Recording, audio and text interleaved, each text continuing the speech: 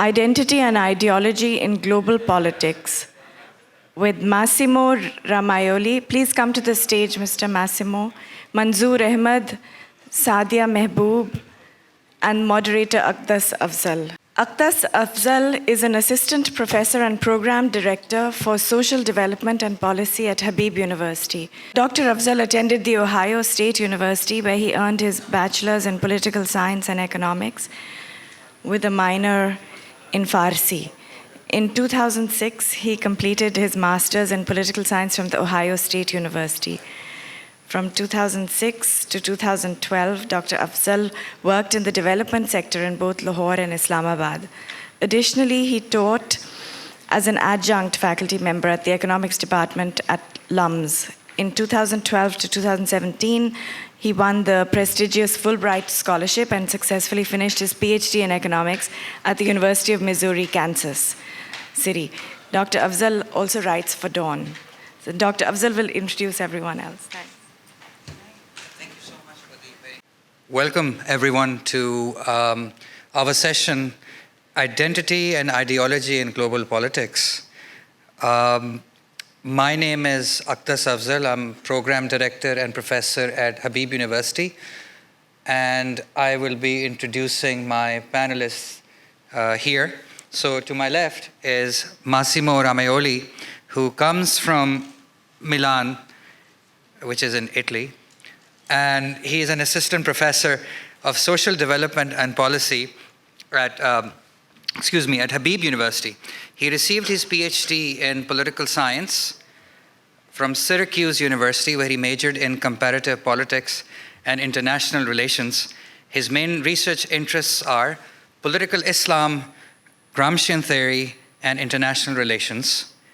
Massimo also studied Arabic in Tunis, Damascus, Beirut, and Fez. To his left is Sadia Mehboob, who is a lecturer at Habib University. She was a Fulbright scholar and served as Cultural Exchange Ambassador for the US State Department. Sadia has an MA from the American University in Washington, D.C. in Development Economics. She has been an exchange student and principal grantee for the Global Undergraduate Exchange Program in Pakistan.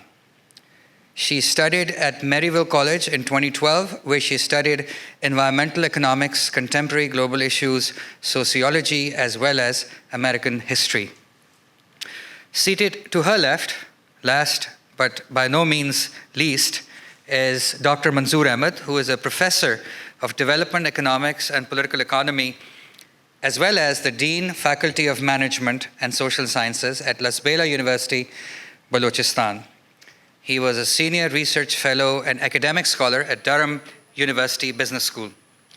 He obtained an MS in economics and finance and a PhD in economics from Durham University. He writes extensively on China-Pakistan Economic Corridor, CPEC, and its impact on Balochistan.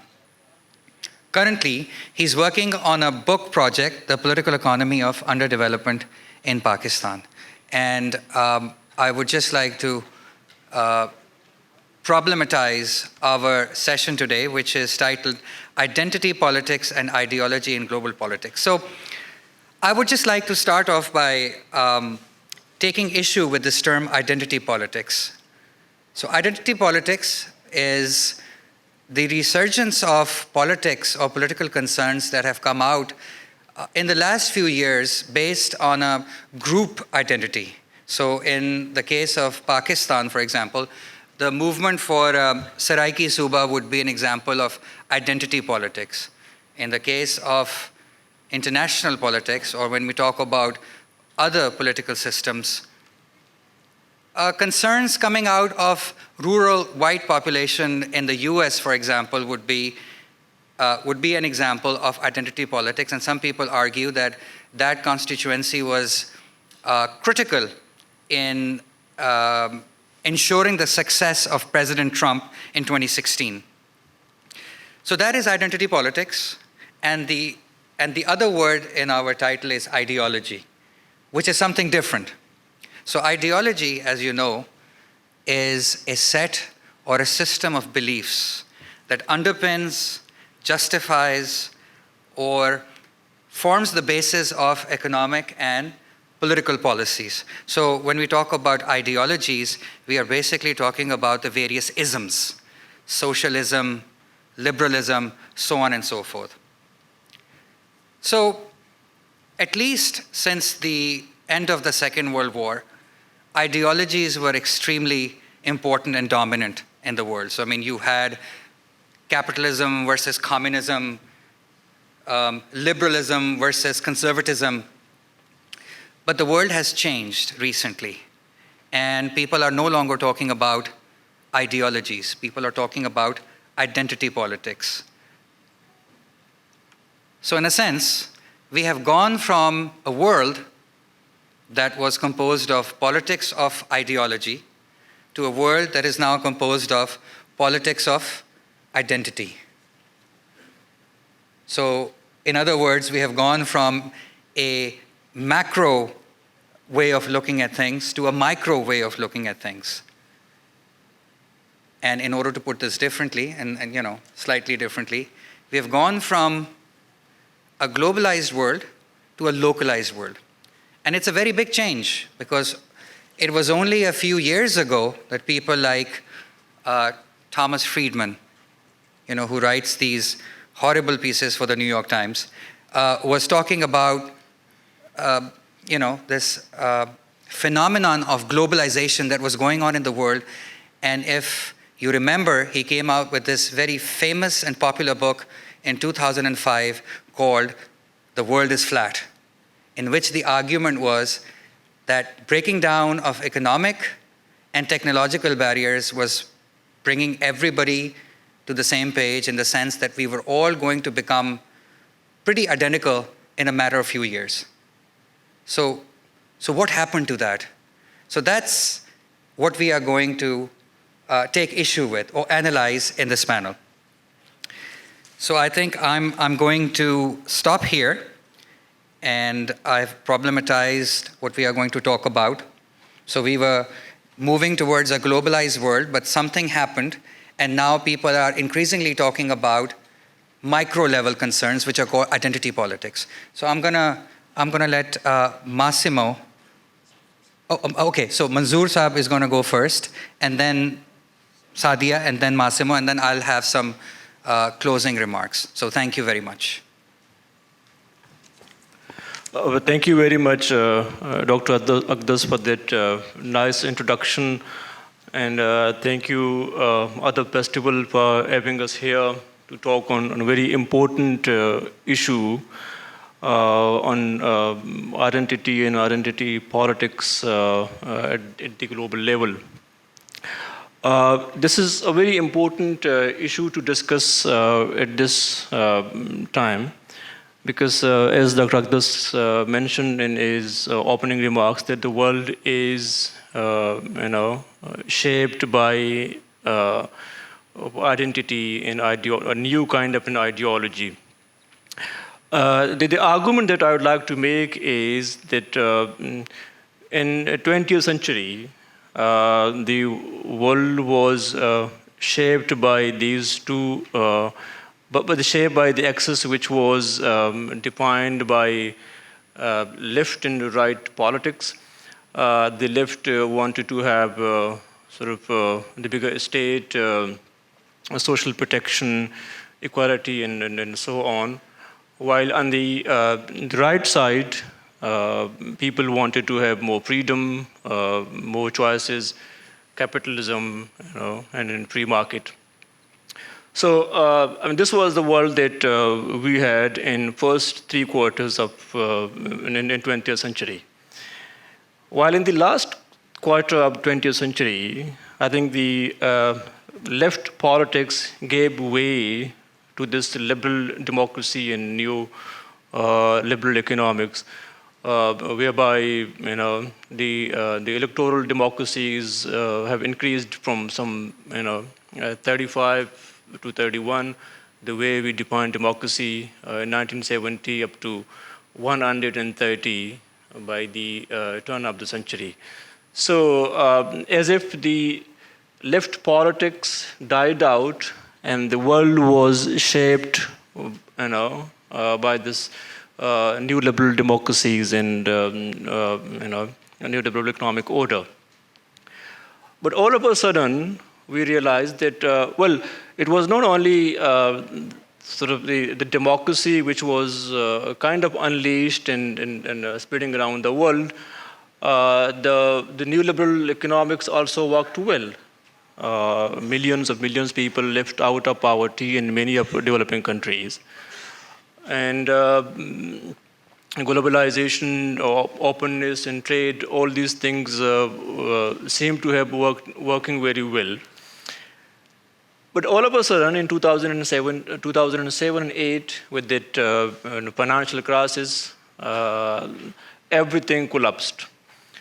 That new liberal economic and political order put in place by democracy and new liberalism basically was not working. It was not working to the expectations of people the way they looked at into. And this crisis created a new kind of an ideology which was no more shaped by this left and right politics. And with that new kind of an ideology came up the question of this identity. This identity was again, we see in the West, this identity was caged by many political, and again religious leadership in one way, but in developing countries, it was again, so to say, shaped by another set of, populists, shall we say. And this new kind of an identity provided a space for this new populist parties in the West as well as in the developing countries. That 50 year of globalization, no matter it worked really well for many people around the world, but it did not work with the equal magnitude for everyone. So therefore, this huge income inequality created this sense of identity that, people who have migrated from, for example, in developing countries, from rural areas to urban centers, they in one way lost their community connection, the identity which was connected to their communities and people in rural areas, while in the urban centers, this new global sort of metropolis order could not provide the kind of identity which could be maintained by being a part of that overall economic sort of order, which was again defined by globalization. So I think that this was again a kind of a failure for the new liberal economic order defined by globalization, which created this space for new identity. And that new identity was very much shaped or caged by, again, these populist groups. For example, we see that in the West, starting from states to Britain, Poland, and so on, the rise of President Trump, or recently Boris Johnson, or Viktor Orban in Hungary. This is a clear manifestation of that new identity which is emerging up in the West. While in the East, there is again a kind of an anxiety, whereby we see that people in one way are losing their national ethnic identities. That loss again is very much captured by the populism, which is, we see, not to mention Pakistan, but in India, because people see that, And people are asking this very question that who we are, you know. And this who we are question, I think question is not answered by this new economic order, or more to say, by the liberal democracy. In the West, the liberal democracy has promoted the individualism at the cost of community, while in the East, there is a mixed kind of a picture. The basic identities which all of us basically have, the identity of race, the identity of color, the identity of ethnic background and religion, there is something which cannot be completely superseded. Any order which may be put in place has to sort of honor all these identities. And honoring the identities based on anything create a kind of a pluralistic society whereby we say that diversity is good. Unity and diversity is something whereby we honor the diversity of everyone. I think that was something which the world missed out, and that has created this huge kind of anxiety my dignity is lost, for example, and their dignity or my identity is lost, and their identity would be of my religious identity or my ethnic identity. If there is loss, then who am I? Can I fix myself in this new space which has been created by the new order? I think the new order has failed to provide the alternate space, which could be, a space whereby I'm happy to lose my basic identity, whereby I can be happy accommodating myself with that new setting. I think that is lost. So there is something which led us toward this crisis, whereby identity to me is not a bad thing. If the identity is properly honored, the identity is properly understood within the framework of that diversity, it works well. It gets problematic if it is politicized the way it's being politicized in the West, in particular, or generally in the West. Thank you. Sadia. Hi, everyone. Thank you so much for joining us and being here. And thank you, Dr. Manzoor, for your points. Well, first, I would like to sort of explain what identity is and how do we see identity today versus what it was historically. So basically, the word identity or identity crisis was first coined by Erik Erikson, who was a psychiatrist. And when we start talking about identity politics, that is when with the civil rights movements that starts in America, and feminism, and now today we have the Me Too movement and all of these things, right? So we basically want to understand what identity in and of itself is, right? What that concept means. And I think that identity is a relational concept, right? So if I have a certain identity, that identity will not be there if I am sitting with the group of people who are just like me. That is the root of the word identitas, right? Which means the same. My identity will become identity if there is an other present, okay? And it's a very modern concept, but today what's different or what's problematic about identity is the fact that today we are not able to see each other as the same anymore. So my identity as an individual or as a certain group is far more superior in relation to others. And that is precisely what we have seen with the nationalist movement that has been happening in America, especially with the election of Trump. What does this have to do with economics? That's our question that we want to see and examine. And I think that globalization basically just created a lot of opportunities, as Dr. Manzoor also said that, right?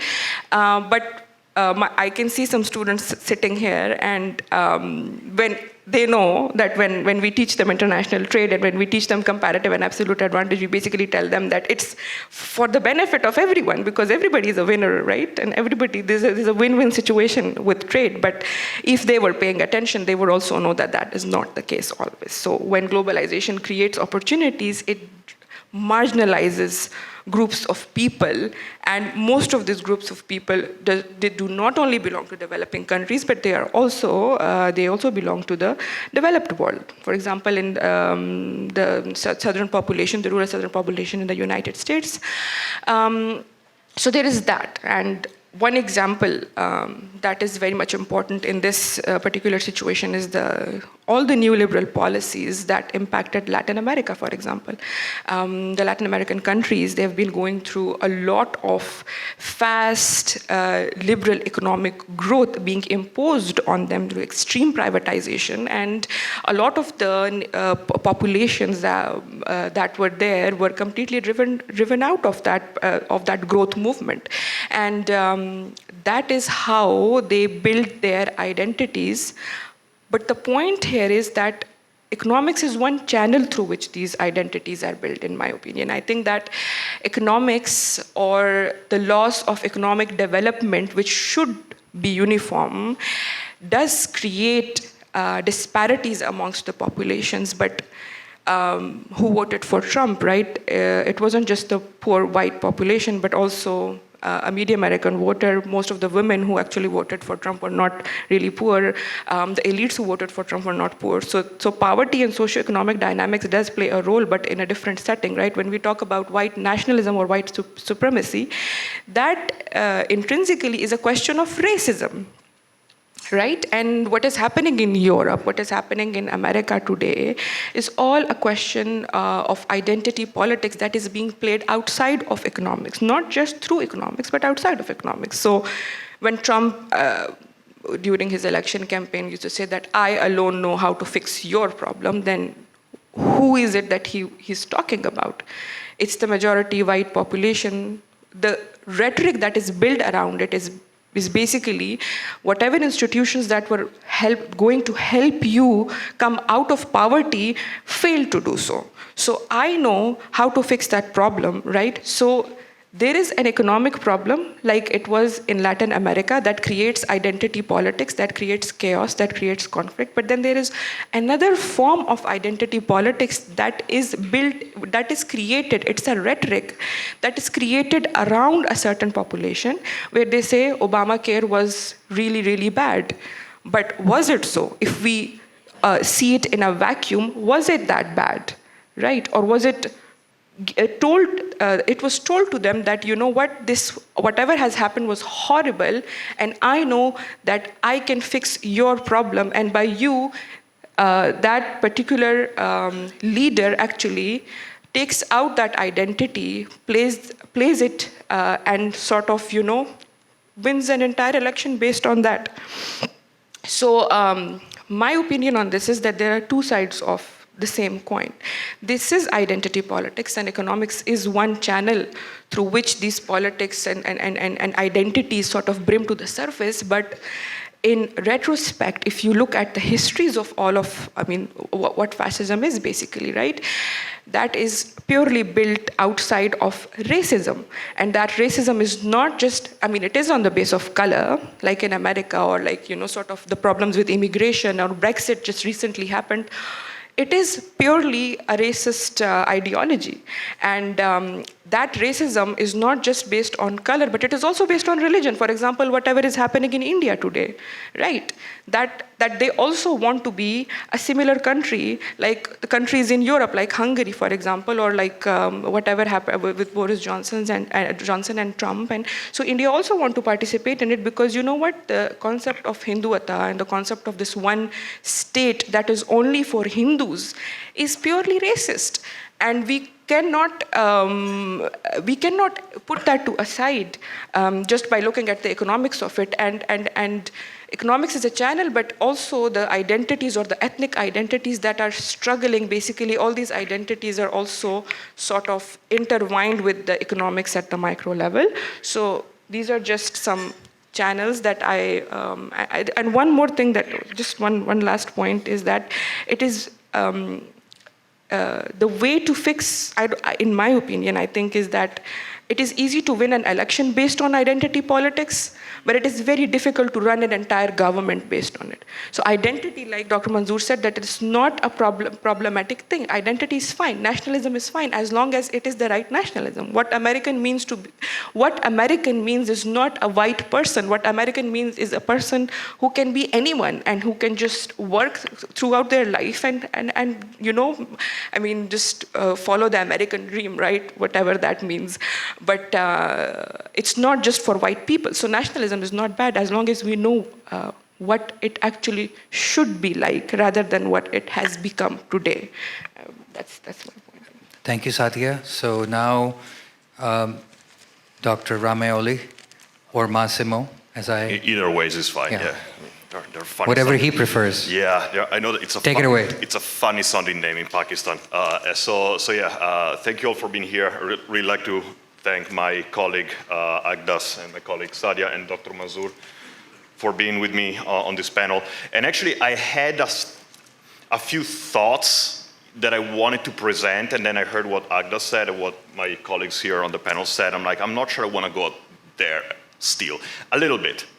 Meaning, I do feel that there is a connection between whatever is going on nowadays in terms of identity politics and the economics that stands behind it. I have read a lot about how capitalism has been changing over the last, 30, 40 years since the beginning of this new economic doctrine called neoliberalism that preaches a few things, particularly free markets, reduced state intervention, focus on economic growth. The short version of this is like capitalism under steroids. And what happened in 2008, 2009 was one of the crises that systematically this version of capitalism seems to engender in world economy. And I'm like, okay, I think that has something to do with the resurgence of identity politics, right? That was my very old veteran Marxist understanding of this, right? And, if I want to walk you through my thoughts, it was, relatively simple, especially in Europe, the country where I come from. You have every single country in Europe pretty much featuring a quite distinct brand of right-wing politics, identity politics, that is, quite scary in my view, and you could go through all European countries. There is a party called Vox in Spain that recently polled around 10-15%. There is Golden Dawn in Greece that uses symbols that are taken out of the Nazi handbook. You have the likes of, as Dr. Manzoor mentioned, Viktor Orban in Hungary. You have Marine Le Pen in France with the Front National. You have Boris Johnson, the funny-haired dude in London. You have in my own country the League, which used to be a regionalist party and now is a fairly right-wing movement, a national one, which has some 30 to 35% of the electorate, and a 10% more from another group called the Brothers of Italy, which is completely on the far right. And then, last but not least, let's not forget, Germany, because when Germany goes to the right, can I quote John Oliver, the comedian that goes on the Late Show? Yeah. No. He had a really interesting point. That was a joke. Yeah. So there is this movement in Germany called Alternative für Deutschland, which is Alternative for Germany, which is blatantly a right-wing movement. And John Oliver once asked, should we be concerned if Germany goes to the right? And he's like, well, whenever Germany goes to the right, it goes right into Belgium. So, yeah, whenever you have Italy and Germany going way towards the far right, yeah, if you read a couple of history books, you may be concerned. And you're like, well, Massimo, this is a totally Eurocentric argument, which is fair.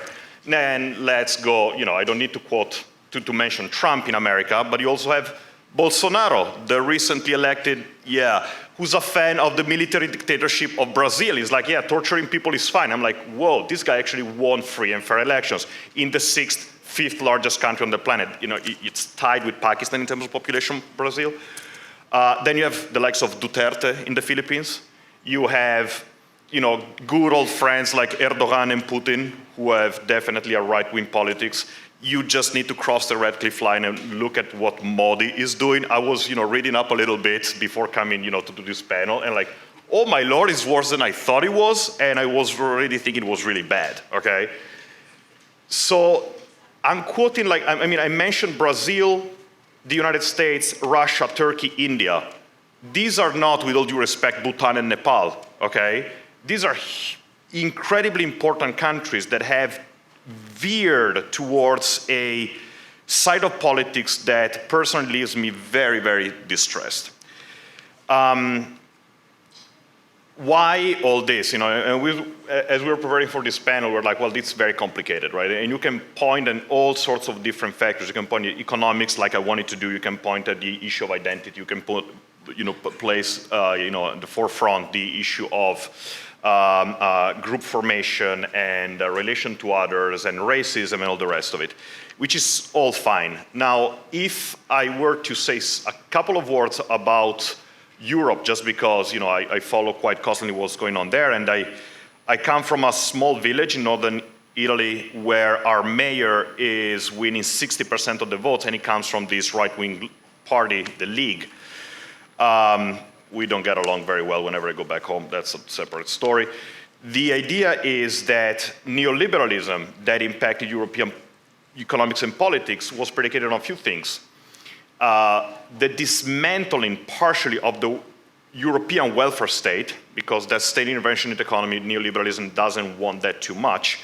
And this economic growth that, as my colleagues already remarked, was not very evenly distributed. So at the end of the day, you have some sectors of society that have not benefited from adopting these neoliberal policies that European Union as a whole adopted.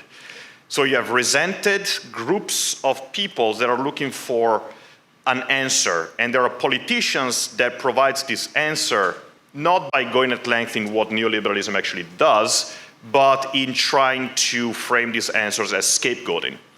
And the scapegoat is somebody who looks very different from you, that has different identity from you, and then reinforces your identity because of that difference. And of course, if you are in Europe, the last 12 years have been basically a non-stop discourse about the invasion of immigrants. If you ask me, it's a problem? Yes, to an extent it is a problem. But to call it invasion of some hundreds of thousands of people in a country that has 500 million people and the largest market on the planet is, you know, massaging words to the very least, right? France at one point had way fewer immigrants than Lebanon, and Lebanon is not as big as defense, okay, as in terms of population. I'm like, what are we actually talking about here, right? Is putting a lot of emphasis on these immigrants, the illegal, you know, people coming from the southern and eastern banks of the Mediterranean, that is like completely hijacking European policymakers' imagination and these movements that capitalize on that. There are, you know, pollsters around for whenever it comes election that says, defend your identity. Your identity is predicated on being Christian, white, and Italian in my little hometown, right? That's all recipe for the resurgence of these identity politics. I have one more minute, Aqdas, maybe? Yeah, ish. I wanted to say something also when, you know, exactly to what you presented first, because I really like the way you presented identity and ideology as some sort of like opposite things. There was the word of isms, and then this word of identity politics came up, clashing with the established political ideologies. And I want to disagree to an extent, because I think the kind of identity politics that we see is not across the political spectrum. It is not progressive left-wing identity politics. This is not feminism, right? This is not environmentalism. This is nothing like that. This is right-wing identity politics. All the people that we mentioned on this panel are not left-wing people. They are right-wing people. This is still ideology. This is still a right-wing phenomenon. And by right-wing phenomenon, It has the trappings of radical nationalism. I'm very hesitant to say it's fascism because for me fascism is something more specific, but it's definitely like brushing elbows with fascist ideologies, full-fledged fascist ideologies. There is definitely a component of racism, right? These are all features of right-wing politics. It's still an ideology. We just masquerade it as, or we consider it as identity politics, but it's much more dangerous than that. And the very last point I want to make, which we have to be very careful in falling the traps of thinking that history repeats itself exactly the same way all the times, right?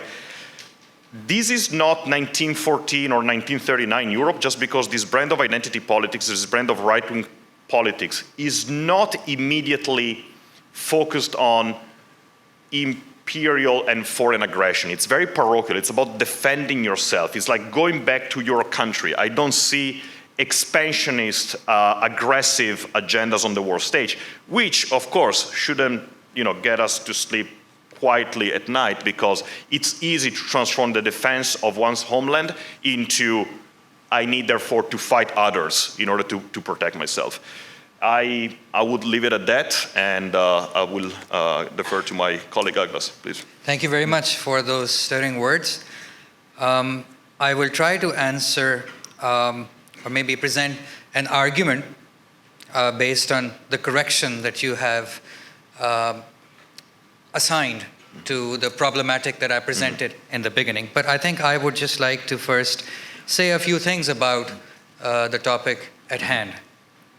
So we're basically talking about this idea that of late some identity-based demands have become very significant in the political systems all around the world. But I would like to take the audience back, historically speaking, because I personally like history, and I think history is a very powerful guide to the present. It's a very powerful guide to the present because it speaks to what is fundamental about our humanity, especially the forces that drive us towards conflict. So I'd like to take you back to the 1960s when there was this narrative emerging called modernization theory that talked about that it was only a matter of time that all these new developing countries that were becoming independent at the end of the Second World War, African and Asian, were going to become Western-style liberal democracies. It was only a matter of time. And so some of the leading lights of modernization theory would be Rostow, for example. Fast forward to 1989, 1990.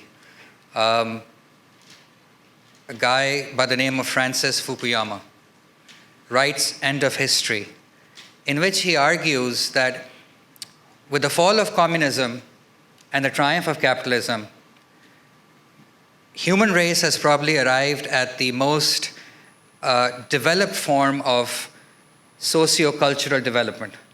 So we have essentially arrived at the end of history, he argued. So global events were moving in a particular direction, towards more globalization. And then after End of History, I referred to this book by Thomas Friedman, The World is Flat. But something changed along the way. And instead of following nicely along this trajectory towards more and more and more globalization, there is a very significant inflection point. And the world is not becoming more globalized anymore. We have had Brexit. We've had a lot of trade barriers going up in the world. We have ongoing trade war between US and China. The world is closing its borders to other people. And just for fun, I'd like to tell you, if anybody here knows the name of Francis Fukuyama's latest book. It's called Identity. Oh, fair enough. So, he himself, as a thinker, has gone from talking about the end of history to identity concerns. Okay. So, I personally think, this is my analysis, that the reason why this is happening in the world has to do with this economic system that we call capitalism. Now, I'm not going to talk about neoliberalism. I'm not going to talk about racism, or I'm not going to talk about what you put your finger on. My contention is that it's something in the nature of capitalism itself that is bringing about this change. So here's my argument. I think capitalism's engine, so capitalism is premised on a number of different things. One of the main things that is premised on is economic growth from one year to the next, because here's the promise in capitalism, that the quality of life of the people is going to improve from one year to the next. But I think it appears at the moment that we have reached some kind of physical or material limits to capitalism. So economies, instead of growing as fast as they were previously, are no longer growing as rapidly. There are some people who are known as technological optimists who argue that we only need to increase the rate of technological innovation in order for economic growth to pick up again. But there are a lot of counter voices. So there is this guy he's an economic historian, Robert Gordon, who argues that we have basically run out of luck when it comes to technological innovation. The rates of technological innovation are nowhere as close as they used to be, say, until the 1970s. So I think technology is probably not going to deliver us from this stalling rate of economic growth that we are facing right now. Okay, and then there are some other problems that I would like to talk about that come with the way capitalism is being, I wouldn't say it's being practiced, but the way it exists in the world today. And that is the question of this constant desire or constant need in capitalism to produce more stuff compared to the last year. So here I'm talking about Marx's MCM prime, right? But not only have we run into some kind of a physical or material limit, but there is this question of climate change. People here know that whatever it is that we produce, all the industrial processes require energy. And most of our energy is coming from fossil fuels. So not only has capitalism reached some kind of a physical limit, we are also staring down an abyss, in the sense that if we don't wean ourselves off of these fossil fuels, I don't know what kind of world is going to be left behind, because we all know that climate change is something very, very serious. So my assertion here is that it's the nature of capitalism because of which these identity concerns have become front and center in the political systems today. Okay, so, but I would also like to leave all of you with a thought experiment. So we know that there are certain problems going on in the world right now. So we have the rise of identity politics, we have the rise of localisms, we have the rise of neoliberalism, and we have a stalling capitalist economic growth engine. What does that mean for the future? What kind of a world are we going to live in, given that all these very fundamental changes are going on in the world? So as I was thinking about this, I thought about 10 different things that are going to happen, but in the interest of time, I'm going to quickly talk about 2 of them. Okay, so the first thing that I want to talk about is the discipline of economics itself.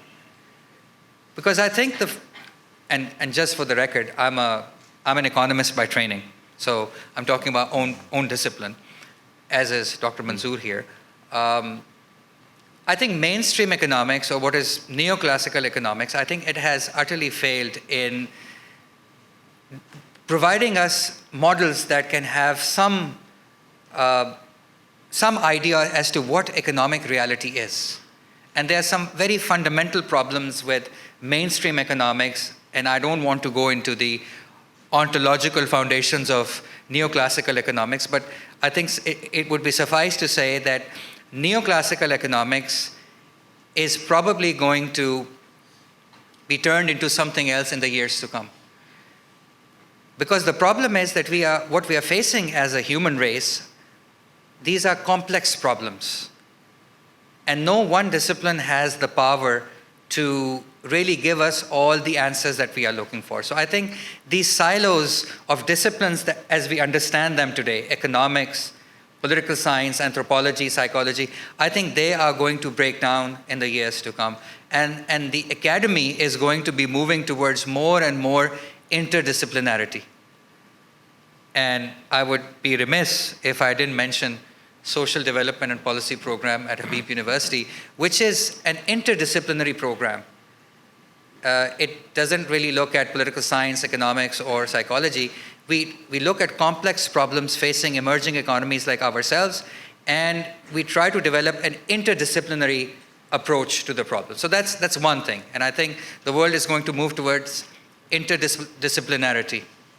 Second, and I think this is very fundamental and very important, and I would request all of you to please pay attention because this is my last point. And I think my point is this, that liberal democracy and capitalism, free-market capitalism, I think both of them are increasingly failing people in the West and failing people in the East. So I think this is going to bring about a very serious recalibration of international institutions, or social institutions for that matter. If capitalism or free market economics or economies cannot really provide a better quality of life for people from one year to the next, then what does that mean for free market economics? Let's look at democracy. If democracy cannot provide representation to marginalized groups, and at least this is what they are saying, that we are not getting our representation, then what does this mean for liberal democracy? So in the years to come, I think there is going to be very serious recalibration of political and economic institutions. And there is some hope and there are some dangers. So first, I will talk about, should I talk about the hope first and then danger, or danger of hope first?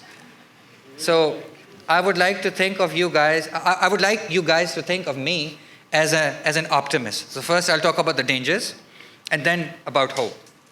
So the danger is technology or artificial intelligence. I think the speed with which artificial intelligence is developing, we could arrive at a point where some lunatic billionaire decides to design an algorithm called good governance, and everybody agrees to, let this algorithm govern us because it is going to ensure more stuff from one year to the next. So I think we need to watch artificial intelligence because it could enter into areas which could become problematic. So I'm just thinking,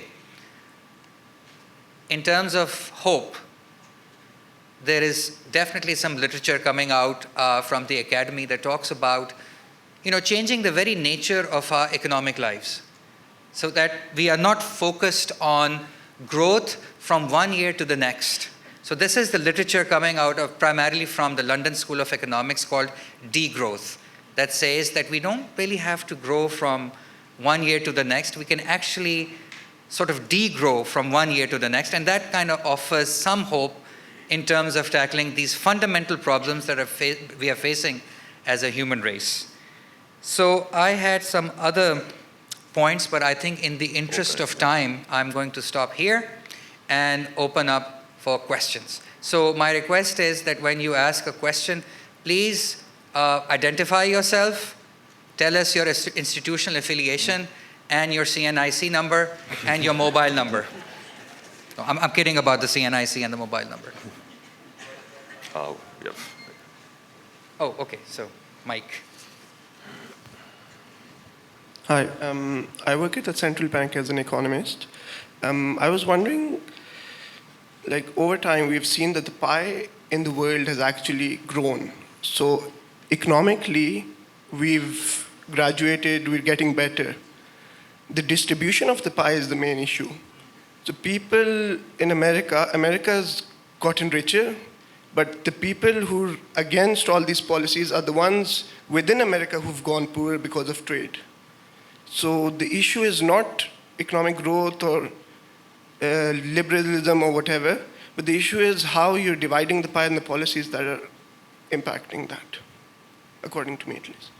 What do you think? Yeah, can I? Hello? Yeah. So,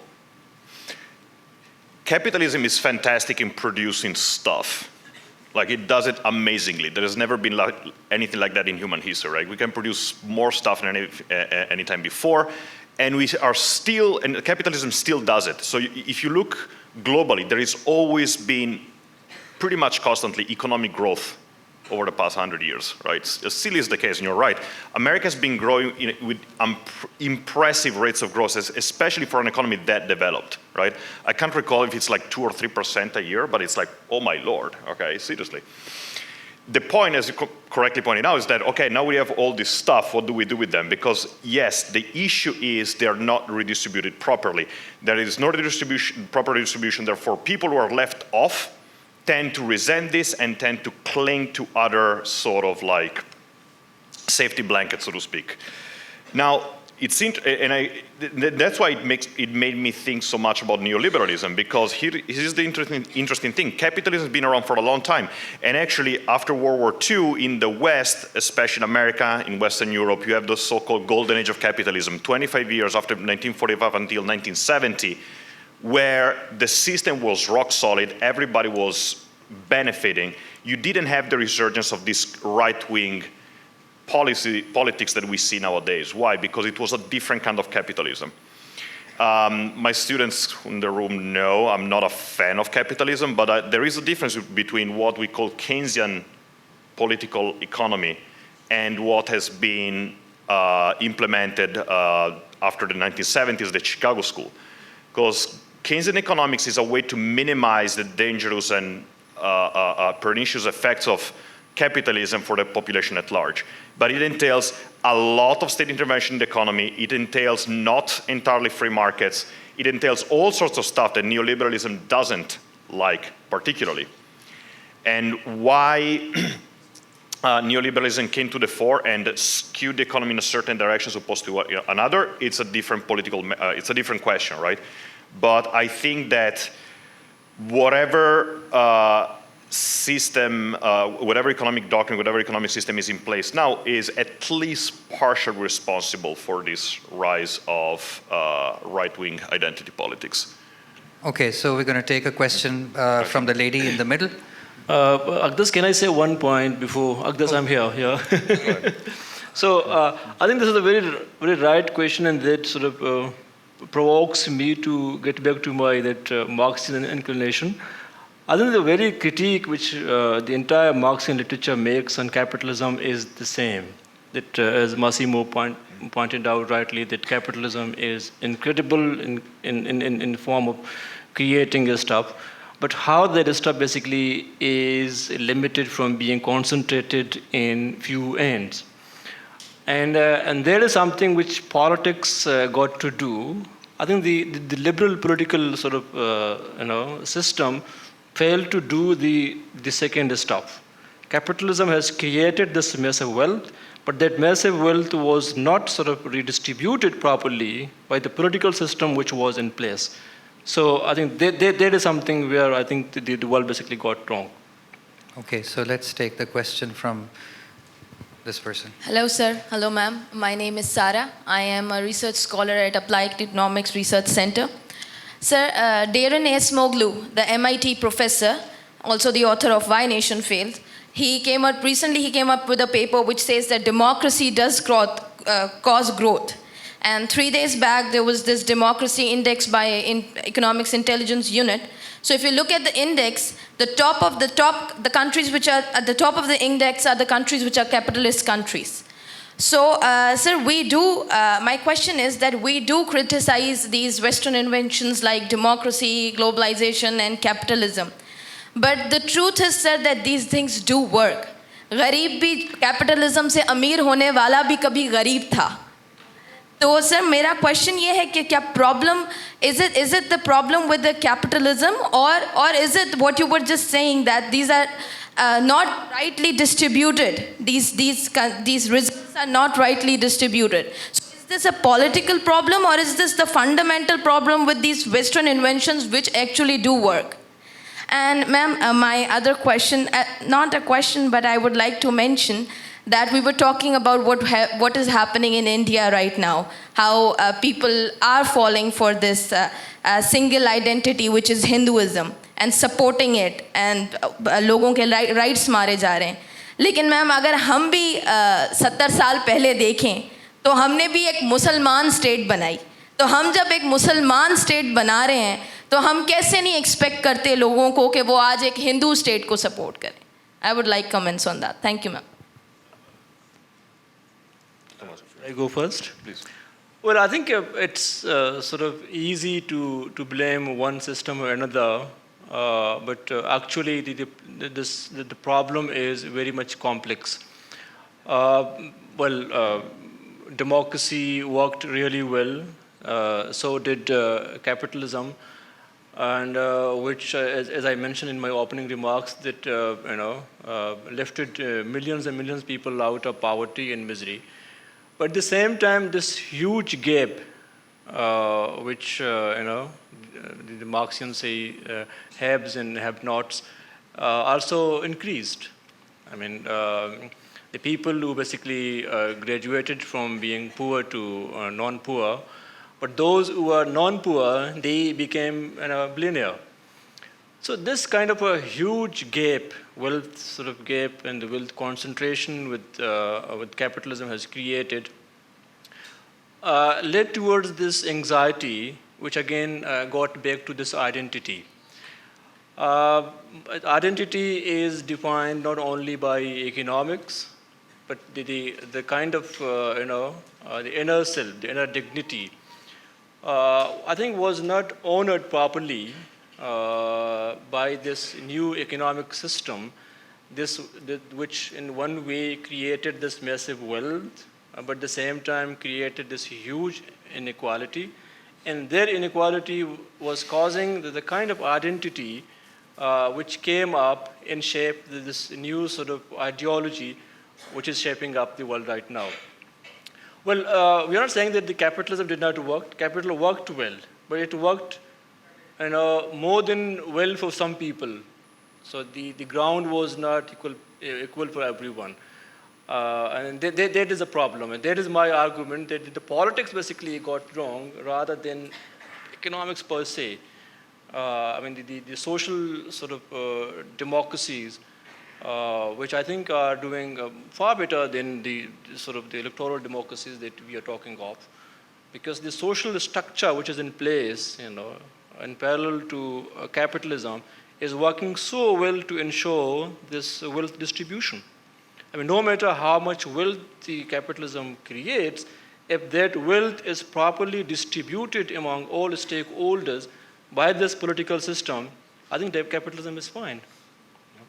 I think Sadia, maybe you want to answer the question. Thank you so much for your question. It's something that I certainly wanted to elaborate upon. First of all, the question about the Indian state. So your question is drawing parallels between what happened when we had the partition and what is happening in India today. We have to see things in their own context as how they happened and what were the things that led to a certain consequence. The consequence of India and Pakistan separated at that point was a result of the colonial project in a way, and also the resentments or the same identity politics that started playing out between Indians and the Hindus and the Muslims at that point. And then the Muslims said, okay, now we want a separate state.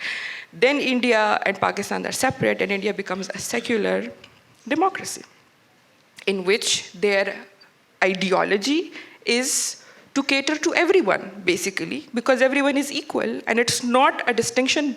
The form of the institutions that they have, or the form of the ideology that they moved forward with, was secular democracy, in which there was not supposed to be any distinction between Hindu, Muslim, let alone the divides between the intrinsic Indian Hindu population or Hindu categories that the Hindus themselves have in their own religion, right? So it was supposed to be a uniform, level playing field.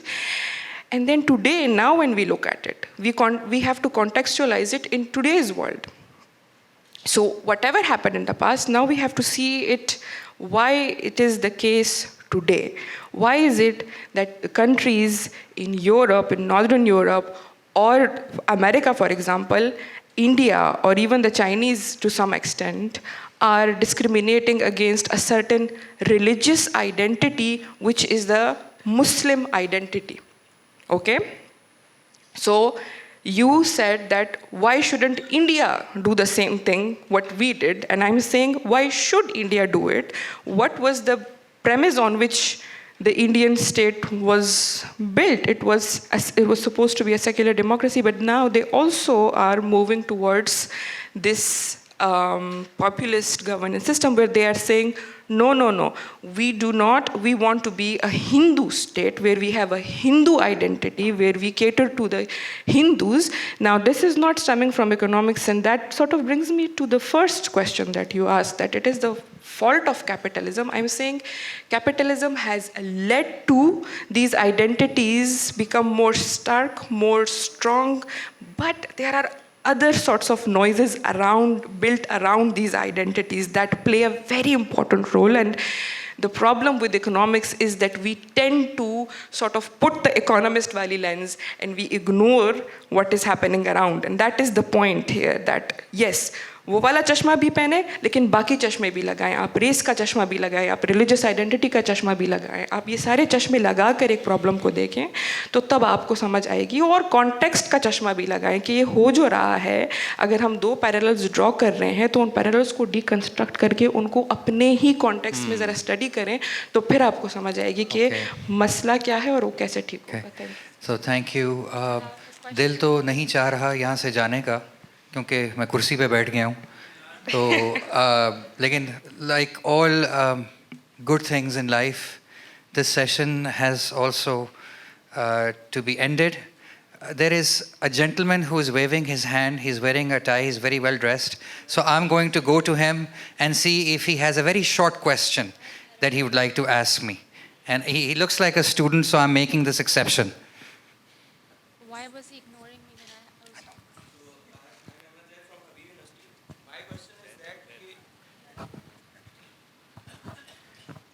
So, thank you very much. I am Ahmed from Habib University.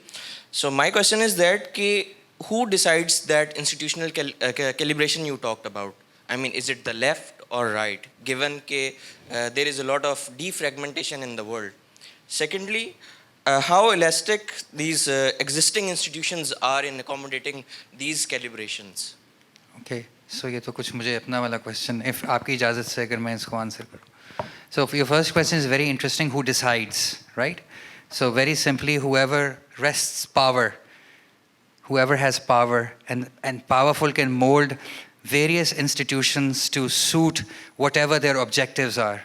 And this narrative of power is generally missing from all the literature that you read on institutional economics, right? So I want you to remember that part. You know, whoever wrests power, so probably getting into Foucault here, I guess, when we talk about power. And your second question was how agile or elastic present institutions are in terms of... Well, so I would like to take you back to my first answer, that whoever has power designs institutions. So if the current situation is not going to, how should I say, make a case for a very strong redistribution of resources, then institutions are going to be somewhat elastic in accommodating changes at the margins. So that's my answer. And I'm really gonna have to 20 seconds for Massimo and 10 seconds for Sadia. 20, you mentioned Foucault. I'm not going to talk about Foucault, but I do not feel that our institutions are currently constructed, and I'm talking about domestic institutions like liberal democracies or international institutions, you know, the UN, the IMF and stuff like that. I think they have an expiry date on their back, because institutions are a set of rules which set up for historical periods and historical time frames, and time changes, and institutions may need to change as well. It is about, you know, it's a question to see where these changes will go, which is the direction, right? And I have a political stance, of course, and I hope the direction will be one, and other people are hoping for something different, right? Liberal democracy is under terrible strains, at least in Europe, at the very least in Europe. And I don't see these institutions to be the same 20 or 30 years down the road. Okay, just one important point. When we talk about institutions, we just have to be very careful what kind of institutions we are talking about. So when Trump gets elected and he says, I do not believe in whatever institution this country had, it was a mess and I will fix it, we have to be very careful. Okay, what kind of institutions are we talking about, and what kind of change in that institution are we actually talking about? Is that change going to cater to everyone uniformly, or is it going to create even more distinction and dichotomy within a society? So the question is not about institutions. The question is about what kind of institutions play and what role do they play. For example, America right now does not have any social policy that caters to any sort of economic and non-economic development. It's a highly segmented society in which there is a lot of income inequality. And when a leadership is elected and that leadership caters to only one segment of the population and suggesting that I will fix it through institutions, and previously institutions did not work, that is important because it can be very dangerous if not something that can work. Okay, so 5 seconds for Dr. Manzoor. Okay, thank you. I think the new sort of order is shaped by the constructive, identity, which was lost in the course, by both left and right, and something which is reasserting itself in the form of an identity that takes one shape or another. But in a decade or so, that will become a kind of constructive identity that takes into account the community, nationalism, religious identities, as well as this very economic identity. If this sort of composite, shapes of identity will shape the new order. So with these stirring words, I'd like to bring this session to an end. And thank all of you for your active participation and coming here on a Sunday morning. Thank you very much.